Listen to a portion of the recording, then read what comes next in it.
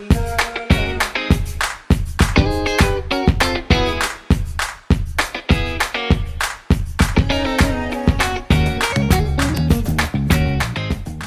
everyone, it's me, Kelly, with Kellie Tinnin Consulting, and I'm here with Toshi Bear today. Toshi is my partner in crime, and he's here to talk with us today. Well, I'll be talking. He's just hanging out. But what do we do at Kellie Tinnin Consulting? So we help small and mid-sized businesses get to the root of their organizational challenges by creating sustainable results that help to improve employee engagement and efficiency. So what do I want to talk about today? Toshi, what are we going to talk about today? We're not talking about food, so that's his favorite thing here. But we're actually going to talk about effective training in the workplace. Training is a need.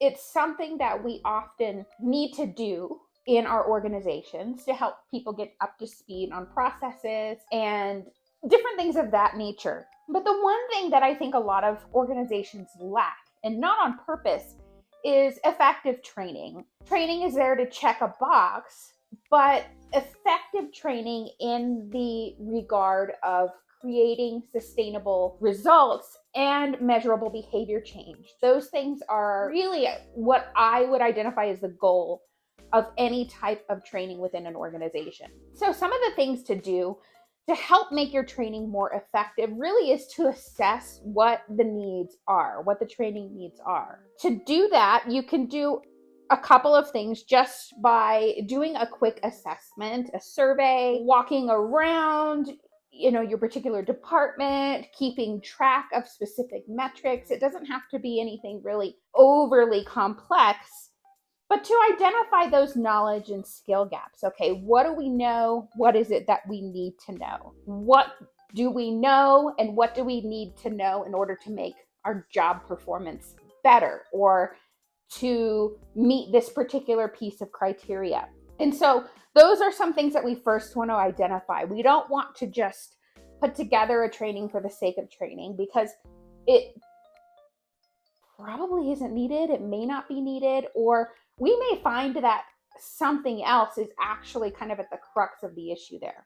So those are some things to definitely do first. Then the other thing to do is we want to ensure that our training is engaging, but we don't want to do things just for the sake of doing them. We'll talk more about that, because really how we help to identify what we need in the training, once we've identified what the gaps are or where we are in the road and where we need to be, that really helps set the goal for our training.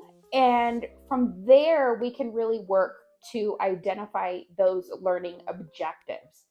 And those objectives, we want them to be something that's measurable. So we want our folks to be able to do X in X amount of time at the end of this training. So we want to have something that's measurable that we can look at and we can say, okay, this training was successful because we were able to measure an improvement in X to Y. And there's some other ways to do that as well, which we'll talk about. But really identifying, okay, what are going to be our objectives for the training and how are we going to deliver the training? Is it going to be virtual live? Is it going to be an in-person type training? Is it going to be a self-paced type training or curriculum? Because that also impacts the type of interactivity, the types of activities that we do. It helps us outline our particular course curriculum. A live environment versus a virtual live environment versus a self-paced environment all have different requirements. They all take different energies out of people, out of the instructor. And so identifying how the curriculum or the course is going to be delivered also helps you to identify, okay, these are the objectives that we have to meet.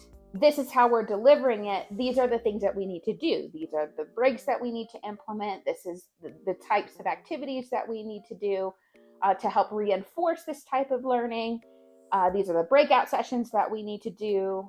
And it helps us structure all of that according to the method of delivery, which is really important. Hands-on activities are really important. And those are things that we can design, whether it's virtual live, it's in person, it's self-paced, encouraging learners to practice what they've learned, what they are learning, and to build and scaffold on those skills are really important as well. And to encourage a culture of continuous learning. So the thing that I find really important that I like to do is if we're seeking behavior change, you're not going to get behavior change by completing a class and washing our hands of it, are you? He's given us the side eye, so he says, no, you're not. Coaching or working with managers after the training to help the team implement what they have learned beyond the classroom setting, I think is really important. And I think there's a lot of value in that, because in order to implement those new habits, you have to spend time practicing them beyond what you learn in a classroom setting. So having some coaching and some follow-up and things of that nature, I think will also really help, or I have found those to be really helpful, I should say.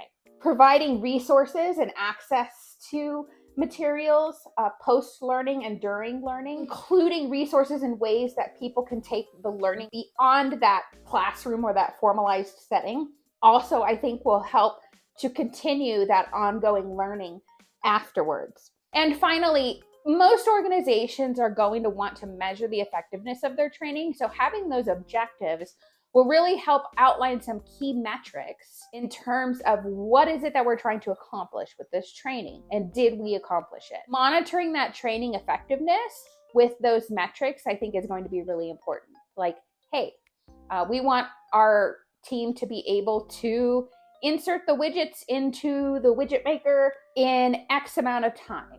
And has that time improved? Or have we reduced safety incidents? Have we increased efficiency in terms of has the product waste gone down?